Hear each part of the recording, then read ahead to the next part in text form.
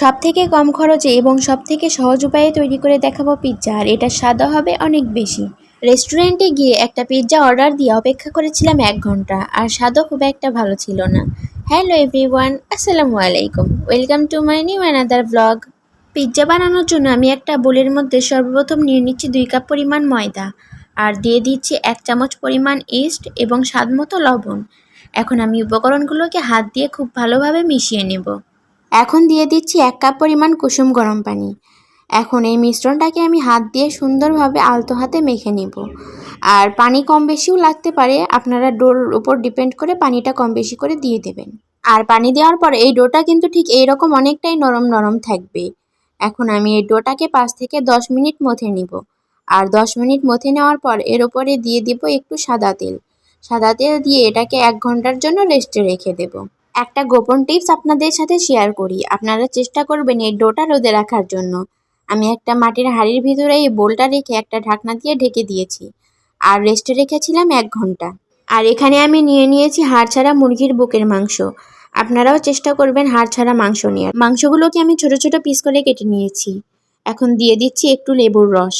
দেন এখানে অ্যাড করে দিচ্ছি স্বাদ মতো লবণ, ধনে ও জিরিয়া গুঁড়া, একটু সামান্য পরিমাণে হলুদ, আদা রসুন বাটা, সয়া সস। এখন আমি সবগুলোকে আলতো হাতে মেখে নিব।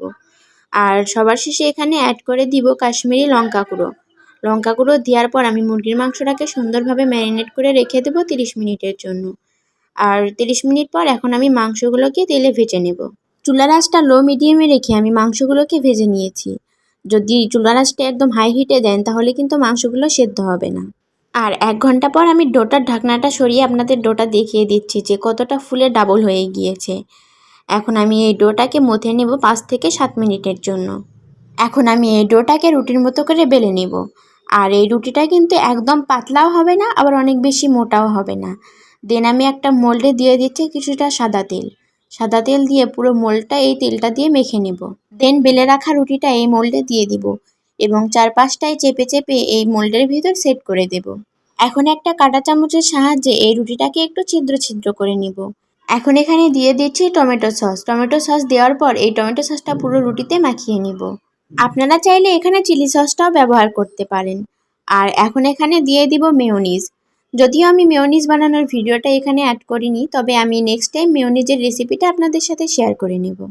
এখন আমি পিৎজাটাকে ডেকোরেশন করে নিব, আর এই জন্য এখানে দিয়ে দিয়েছি পেঁয়াজ কুচি, লাল ক্যাপসিকাম এবং সবুজ ক্যাপসিকাম, এবং আগে থেকে যে মুরগিগুলো ভেজে রেখেছিলাম সেগুলো দিয়ে দিচ্ছি। দেন এখানে আমি চিজগুলোকে গ্রেট করে দিচ্ছি।